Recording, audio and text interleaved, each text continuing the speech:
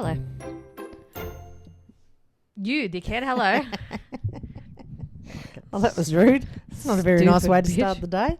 It's I bought you fucking McDonald's to get you out of a know. feral mood.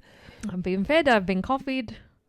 I'm good. I never know when she says, do you want full cream or thingo milk? I go, whatever.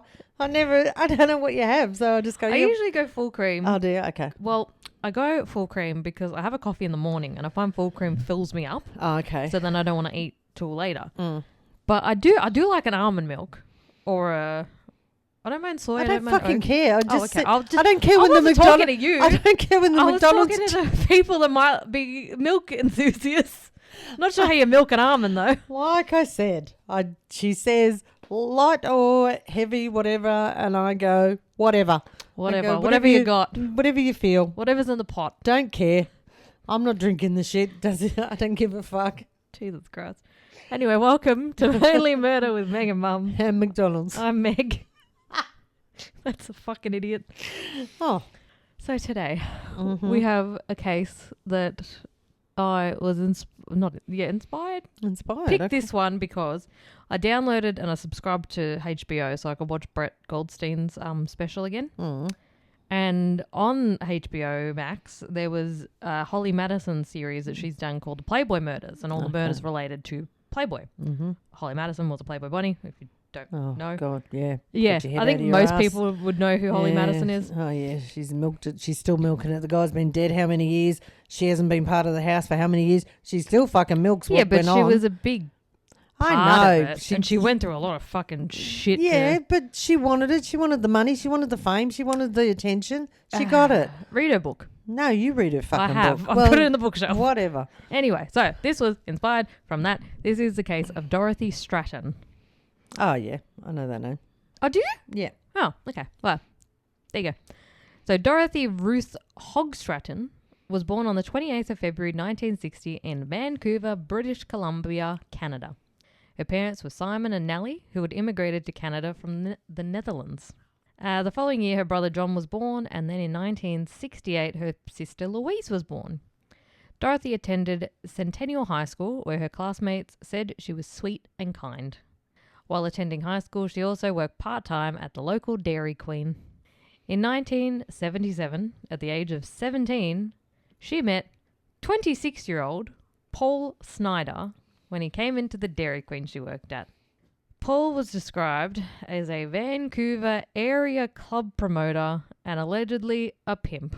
I was going to say, and allegedly a sleazeball. She's 17 and he's 26. And a sleazeball. So the two began dating due to Paul pulling some pretty textbook grooming moves. He would buy her lavish gifts and take her to expensive dinners. He even bought her an extravagant gown to wear to her senior prom, which he also attended with her. Oh, yuck. He's 26. They would have thought he was a fucking teacher being there to Or her older brother. supervise the room. Oh, it's weird. I don't know. Like, I'm 30. I look at anyone under, 25. I'm like, you're a child. 18? Ugh. 17? Oh, what look- the fuck? Yeah. No. No.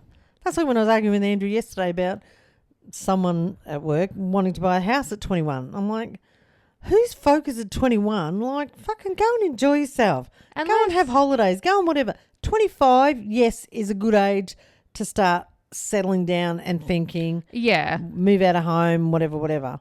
But then we also know people that single and just work all their life and save all their money and can buy a house. And then it's like, okay, I've done that tick. Yeah. Or others that work all their life, spend all their money and don't have 2 cents to rub together. So Paul hired a photographer to take professional nude photos of Dorothy, and he sent them into Playboy magazine in the summer of 1978. Dorothy was under the legal age of majority, which is the age of majority is the legal age of adulthood as declared in law. This, at the time in Canada, was 19 years old. So she was 18, but okay. the legal age of, you know, how like ours is pretty much 18, Yeah. America's 21, Yeah. Canada was 19. So Paul forged her mum's signature on the model release form. Oh. Copies of her photo were sent to Playboy and came across the desk of Playboy talent scout Marilyn Grabowski. Marilyn said she was immediately struck by Dorothy's innocent look, describing her as a babe in the woods. So the idiom babe in the woods refers to an innocent, naive, or highly inexperienced person who is put in a complicated, unfamiliar, or potentially dangerous situation. I feel like if the talent scout at somewhere like the Playboy mansion, Playboy is like, oh, she looks like a babe in the woods, a little naive, little fucking... I don't know, that just doesn't sit right with me. Well, what did you say you watched on HBO? The Playboy murders. Brett Goldstein. There was... I don't know if it was the Playboy murders that I watched. I think it was on Foxtel. I watched them. Where they interviewed everybody and interviewed different people that had worked at Playboy. Is that the same one? They interviewed different staff and stuff like that worked for you? I don't know. I didn't actually watch it. Oh, didn't you? Oh, no, okay. I just saw it. Because when you're saying it, that they spoke to all the women. They spoke to people that were either models that were, yes, he's great. No, he's an asshole. Yeah. This happened to my mum. I worked there. Yeah. This is how it was working there. That covered all this. It was quite interesting. I'm sure it would be like anything. I don't know. I feel like in any situation you're going to have people that, like especially in Playboy or whatever, you're going to have people that have good experiences and have people that have really, really horrible experiences. Yeah, exactly. So, in August 1978, Dorothy was chosen as a finalist for the 25th anniversary Great Playmate Hunt, which in itself, again, sounds really creepy. Yeah, but in that day and age, that was it, though. There was page 3 that's of what the you wanted to newspaper be. used to have titty pictures in it. Yeah. So that's the era that it was. And they smoked at their desks. God, that'd be all lovely. that whole shit. I could just vape at my desk. That'd be great. No. But the Great Playmate Hunt, it sounds very like primal. Yeah. So Dorothy came... It was dirty old men. Well, yeah. So Dorothy came in second place, just behind Candy Loving. It was said that Candy just won due to her being slightly older and would handle the spotlight more than the younger Dorothy. But Playboy still saw a lot of potential in Dorothy. The same year, she also packed up her life and moved to... How come you didn't say, i.e. potential means money they can make off this poor girl? Well, yeah. That's what potential meant. The same year, she also packed up her life and moved to Los Angeles, California. At the time, she was only 18, so moved from Canada to Los Angeles. A couple of months later, Paul also moved out to Los Angeles, and the following June, they got married. This might have been a comfort to Dorothy in the new world and having someone familiar from back home, like she's just moved her whole life to California. Mm-hmm. Doesn't know anyone, so Paul coming out from Canada was probably like, oh, good, like I actually know someone. So Paul became even more controlling over Dorothy, including things like her diet, how much alcohol she had, and even apparently encouraged her to sleep with prominent men that could come through the Playboy mansion to try further her career. So just husband of the year. Mm-hmm. Once a pimp, always a pimp. Yeah, pretty much. Even if you marry the prick. Around this time, she also shortened her last name from Stratten to just Stratten. Playboy editors said that the less cumbersome surname would help her become more recognizable. In 1979, she became Playboy's Miss August and started working as a bunny at the Playboy Club in Los Angeles. She was given a job at the Playboy Mansion. Now she was in this Hollywood world of parties, money, and celebrities compared to not long ago attending school and working at a Dairy Queen, literally within like 2 years. Yeah. From Playboy, she began working as an actress. She started off in Americathon in 1979, where she played a stage escort dressed up as a Playboy bunny. Americathon also starred Fred Willard, Nancy Morgan, John Ritter, who, when I saw that, I was like, oh, he didn't die that long ago. Oh, my God. Yes, he did. 2003. Yeah, I was going to say. It doesn't feel like 2003. And it's weird when you watch his son and stuff because he's a spitting image of his dad. God. It's like Tom Hanks' son. Yeah. You're like, holy absolute shit, copy-paste. Spitting, yeah. This movie also had Elvis Costello, Jay Leno, and Meatloaf. Oh, God. Also in Was he chewing gum while singing at a grand final. Anyway. Also in 1979, Dorothy played Girl at the Snack Bar in the movie Skate Town, USA, which starred Scott Baio, Patrick Swayze, and Maureen McCormick. And Masha. And Patrick Swayze. Yeah. Then she got the leading role as Tara in the 1979 film Autumn Born. So Tara Dawson was a young, beautiful heiress who was kidnapped and taken to a strange school of discipline in an effort to torture her into relinquishing her inheritance. So that's who she played. Right. In 1979, she also appeared as herself in Playboy's Roller Disco and Pajama Party. Oh, That would have been... fuck. That just sounds like some sounds guy's like a wet porn. dream. Yeah. She played the character Mickey on Fantasy Island and Miss Cosmos on Buck Rogers in the 25th Century. Oh, my God. So the following year, she had the lead role in a movie called Galaxina. Galaxina. God. They all sound like some fucking boardroom of men. Yeah, exactly. So Galaxina was a 1980 American science fantasy comedy film written and directed by William Schass, shot on a low budget. Yeah. Getting very low. Yeah. During her time at Playboy, employees and friends really thought Dorothy should cut ties with Paul. He'd become essentially her chauffeur, somewhat of a manager, and her acting coach. Ah, please. The YouTube video I watched on the case, The Life and Death of Dorothy Stratten by the channel Mirror Mind, said that Paul being her acting coach with his no experiences makes as much sense as a university hiring Jake Paul to teach genetic engineering. Yeah, sounds about right. He was also in the business of get-rich-quick schemes, including building and selling exercise benches.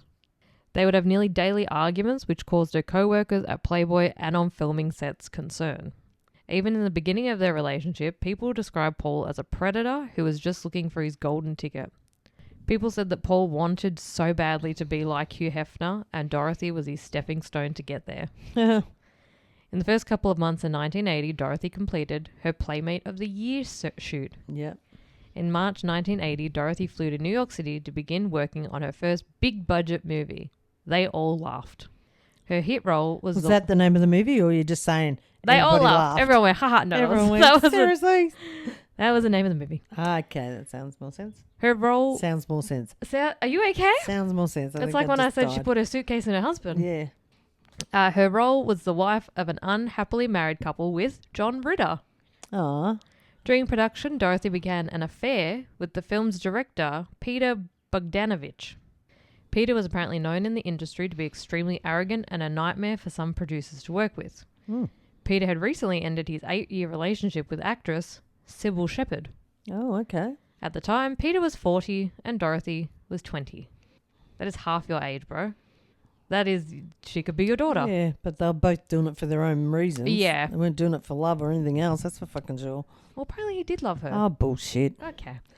It's your fucking daughter, literally. It could be your, creepo creep. You know, some hot blonde chickie on your Playboy of arm. the year. Yeah. And some hot bod beside you, and she wanted the path up. Paul wanted to come with her to New York, but she told him that the director had closed the set to his new film, allowing only the cast and immediate crew. Yeah, so stay in LA, dickhead. Dorothy ended up borrowing $20,000 from Playboy to buy the couple's house in West Los Angeles, and Paul was happy with this. At the same time, her new qualified manager gave her the advice of starting to funnel her earnings into a business entity called Dorothy Stratten Enterprises. Paul was not listed on the entity, so he could not touch this money. Good. On the 30th of April, she was attending a luncheon on the grounds of the Playboy Mansion where Hugh Hefner presented her as the 1980 Playmate of the Year. This is where she also received $200,000 in cash and gifts. Wow. Hugh said that she was a combination of beauty, intelligence, sensitivity, and is something rather special.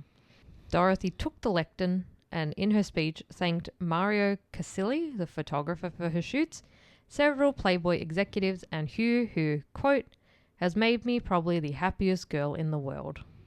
No mention of Paul. The same night, she was... Well, he hasn't contributed anything. Well, yeah. So that's why you don't thank him, because he's done nothing to be thanked for. The same night, she was also on The Tonight Show with Johnny Carson. Oh. How are you? By golly, that's you. Pardon me? By golly, that's you. You really are a lovely young lady. Thank you. I saw you were on the news last night, I think, on the local newscast. Did you know, how long before did you know that you were selected as Playmate of the Year? Well, we started shooting the issue sometime in October of 1979. Right, And we finished in March of 1980. right. So we shot for quite a few months. Yeah. You received, it used to be in the early days, I remember the gals would get a few little prizes, but this year you got quite a bunch of things, right? I got a $65,000 Russian sable fur coat and a $25,000 check and a $26,000 Jaguar and a $13,000 bathtub. And What would a $13,000 bathtub, I mean... it's made of brass. It was handmade, and it has 4 jacuzzi jets on the inside. It fits about 10 people. Oh, how lovely. What are we going to tell the other 8? Not to... Silly joke. Dorothy was then sent off on a 2-week promotional tour in Canada. While there, she wrote to Paul asking for more freedom in their marriage and suggested spending some time apart. Ooh, that would have gone down like a lead balloon. It did. Paul His called her... cash cows moving on. Exactly. Paul called her and flew into a rage. Dorothy thought that he would have time to cool off while she still had a couple more days of her press tour. But Paul showed up in Vancouver, coerced her to spend her remaining time in Vancouver with him and making appearances at several local nightclubs. Because he had been a nightclub promoter and knew most of the owners, he would then pocket her appearance fee. Of course he did. He just sounds like a great Oh, guy. it was a catch. Paul ended up going back to their home in West Los Angeles and Dorothy back to New York to continue filming. While in New York, Dorothy was living with Peter, describing this period as the happiest time in his life and that Mrs. Stratten was his soulmate and the two were profoundly in love.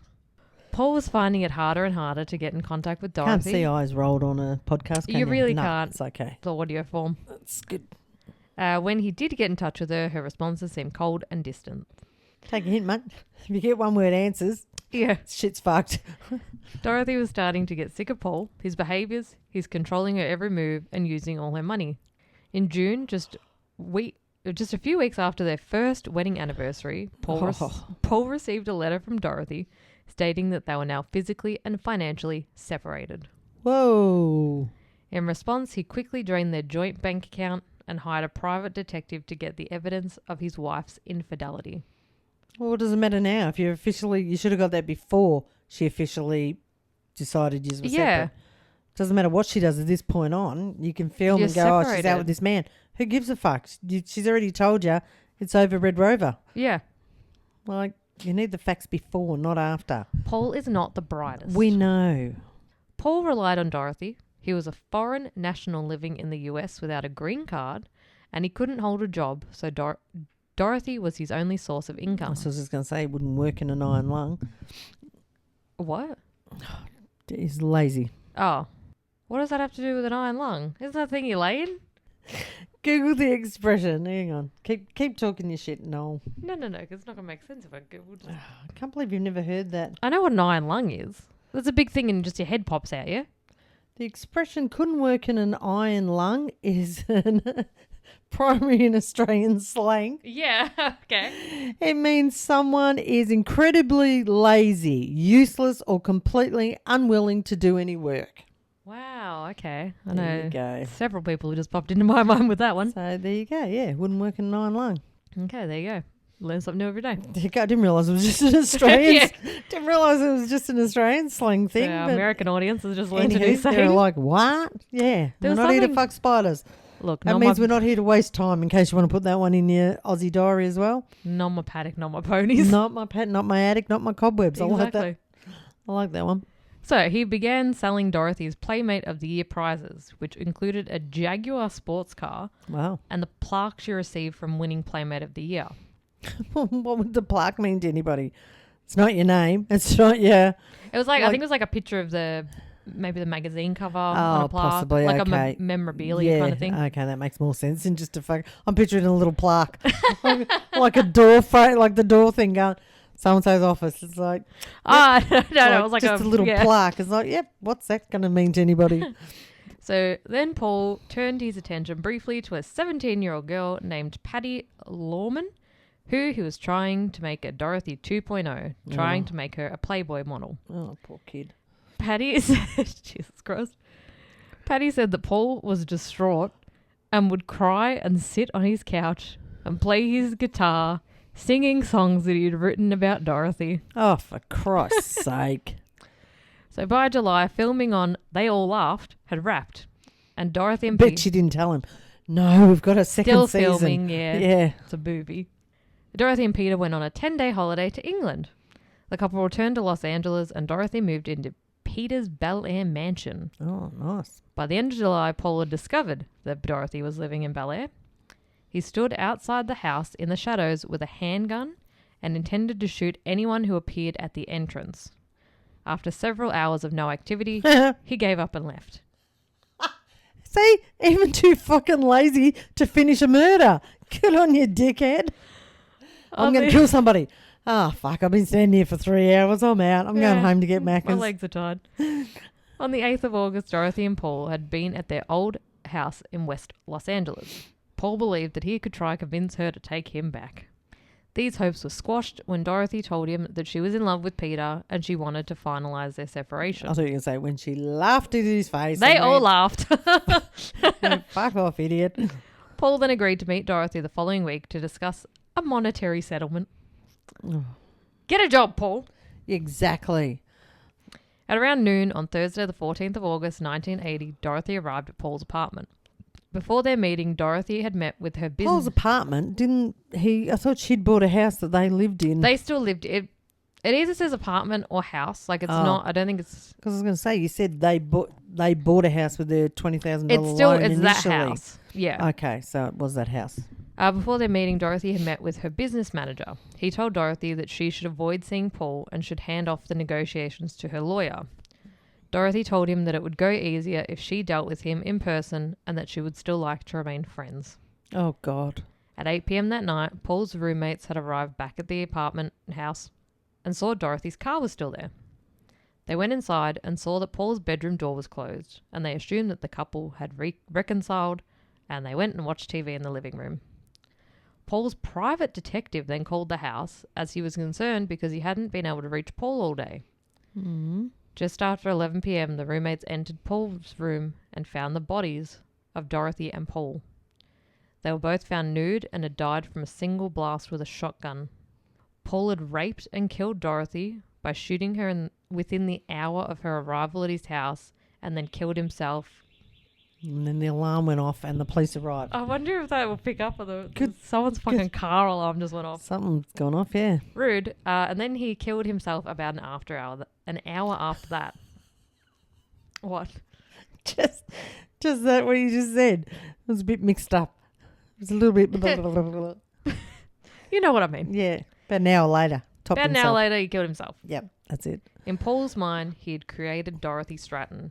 She owed everything to him, and she belonged to him, and he wasn't going to allow her to just walk away. Paul's private investigator phoned the Playboy mansion to inform Hugh Hefner of Dorothy's murder. He also called Peter, who apparently dropped to the floor in grief when he found out. Dorothy was cremated, and her remains were put at the Westwood Village Memorial Park Cemetery in Los Angeles. Peter Bogdanovich chose the quote on her grave marker, which included a passage from chapter 34 of a novel, Farewell to Arms, by Ernest Hemingway. A few years after her murder, Ernest Hemingway's granddaughter, Meryl Hemingway, played Dorothy in the biopic about Dorothy's life. Oh. Yeah. It's full circle, isn't it? In 2022, when Peter Bogdanovich Yeah, passed it is. away... Okay, good. What? I said, that came full circle, didn't it? And you just kept... Yeah. Fuck about... Yeah, great. Circles. What? Jesus Christ, you wouldn't work in Nine Lung, would you? No. Anyway. So in 2022, when Peter Bogdanovich passed away, he was interred next to Dorothy's remains at the cemetery. I think it was one of those wall ones. He was put... Oh, hang on. Whose is this? The director that she was... Oh, I thought you meant for. the idiot that killed her. I was like, Jesus Christ, fancy putting him next to her for eternity. No. It's hard when one's Paul and one's Peter. Yeah. So back in 1988, Peter did end up getting married. So the director that she was in love with and left Paul for. At the age of 49, Peter married 20-year-old Louise. He's got a lot of things for 20-year-olds, doesn't he? Louise was Dorothy's younger sister. Oh, really? Yeah. Oh, that's not weird. right. That's... They were married for 13 years before divorcing in Oh, 2001. okay. So they had a pretty good innings. It wasn't just like 6 months and then like... Well, some people's 3 months, but... Get fucked. Yes. We live and we learn. Live, laugh, lobotomy. But yeah, it's still weird. Like, oh, she's the love of my life, but I'm going to marry her sister? Yeah. Maybe they bonded after she died. Did she look like her sister? Probably. I don't know. Oh, you didn't look at pictures. No, they were very like Netherlands looking, like blonde. Oh, so she... She probably did. Look her up. Let me know. Images. Don't know why my font's so big. I don't know what I did. Holy shit, she's attractive, yeah. Yeah, like Dorothy was gorgeous. Yeah, kind of still like very... Yeah, very, like you said, blonde. White, blonde, probably blue eyes. A year after the murder, in August 1981, They All Laughed was released in cinemas. I wish you'd stop saying that. They all laughed. It's like, who? Who was laughing? God almighty. It was released in cinemas, but had a disappointing limited run in a handful of theatres. Peter was upset that his only project with Dorothy didn't have the run it deserved. He brought the theatrical rights to the picture, and with his own money, he paid for a re-release of the movie, which cost him about $5 million. Jesus Christ. The film still didn't do great, and Peter put all his money into trying to get it out there, but ended up bankrupt. Oh, that's sad. Just to keep her name alive. Yeah. He also wrote The Killing of the Unicorn, Dorothy Stratten, 1960 to 1980. It was a biography of Dorothy, but also hating on Playboy and Hugh Hefner. In the book, he claimed that Hefner had sexually assaulted Dorothy in August 1978 when she was 18. Shit. Other allegations... Although, yeah, there's a lot of allegations, that sort of stuff. Yeah. Other allegations Peter made in the book were that Dorothy had not married Paul out of love, but rather used her marriage as an excuse to block the advances of Hefner, who Peter claimed pursued Dorothy as a sexual partner after the purported assault.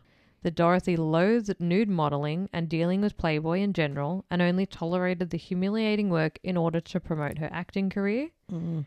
And that Hefner was responsible in part for enabling Paul's killing rage when he was banned from entering the Playboy mansion just days before the murder. What's that got to do with... He shit a lot on Hefner, and I think it was just like... I don't think that him getting banned from the Playboy mansion made him snap. No, like it might have added to all the already shit pile. Yeah, but no, that was literally over. He had no connection with that for donkey. Yeah, no. That doesn't make sense. So after hearing about the murder, another woman remembered an encounter she had with Paul. Gina Gershon? Let me say it like I fucking know. She's an actress. Don't know the history. B, can't see what you're reading. Gershon? I don't know. C, don't like it. Just that I'd add that last one in for my own benefit. Gershon. What's her name? Gina Gershon. This lady. You know her. Oh. She had an encounter with Paul. Gina and her friend, Jodie Foster. Okay, well, yep. Went dancing at a Los Angeles nightclub in 1980. She said that some weird guy with a mustache came up to them and asked, "Would you ever considering posing for Playboy? I know Hef. I could introduce you." Yeah. I'm a wanker. Come with me. Gina told her that she wanted to be an actress and she didn't think it would be a good idea. The man then told her that his wife Dorothy is an actress, and being the centerfold helped her. She's now starring in a movie with Peter Bogdanovich. Gina said in her book, "He was so slimy he practically left a trail of ooze in his wake. Jodie and I looked at the card, which had Paul Snider written on the front. Creepy, I threw it away and we got out of there." And that is the case of Dorothy Stratten.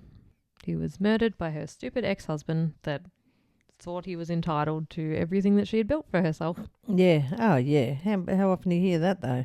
Ah, yeah, like what? Because you made her do nude pictures at 18? Yeah.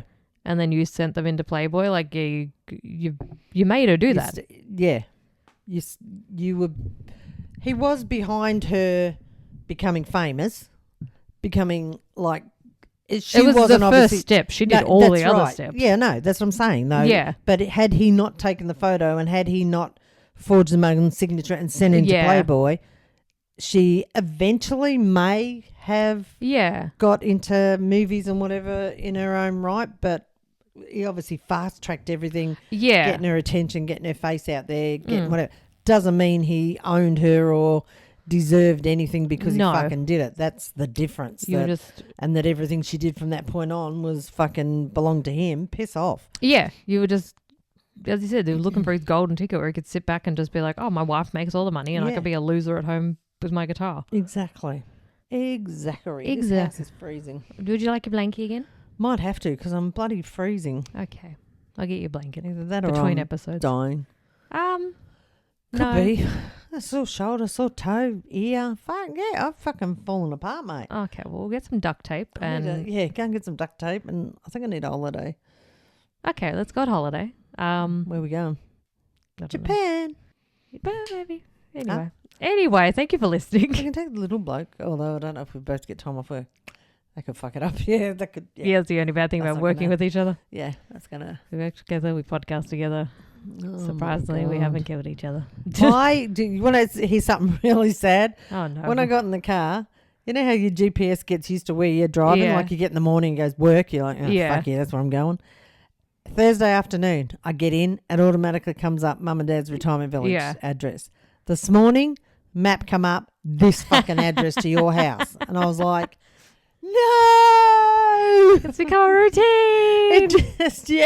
It just went, oh, Saturday morning, wonder where she's going. Oh, Off we'll to try record. there first. It was like, oh my God, I nearly died in the ass. Well, I was about to turn it off. I thought it was coming up work. I ah, was about to go, no. And No, then I not looked and I work. went, oh my God. It's automatically selected it's, your no, places it's a and recording address. day. Oh, that's so sad. Well, you can follow us on Instagram at mainly_murder. You can follow us on Patreon in the show note link. Buy us coffee. That's linked in the show notes as well. Or a Pepsi Max. Or a Pepsi fucking Max. Jesus Christ. Not everybody drinks We coffee. every episode. Every Well, then stop saying it. if you haven't already, leave us a nice rating on Spotify and Apple Podcasts. And if you want to email us, you can email us at MainlyMurderPodcast@gmail.com. Feel free to tell me if you drink coffee or not. okay. Because not And what everybody milk drinks you that have with shit. your coffee? Don't give a shit because I don't drink the stuff. Don't care. Coffee, milk, full circle. We'll see you next. Oh, she's died again. See you next Tuesday. Oh my God.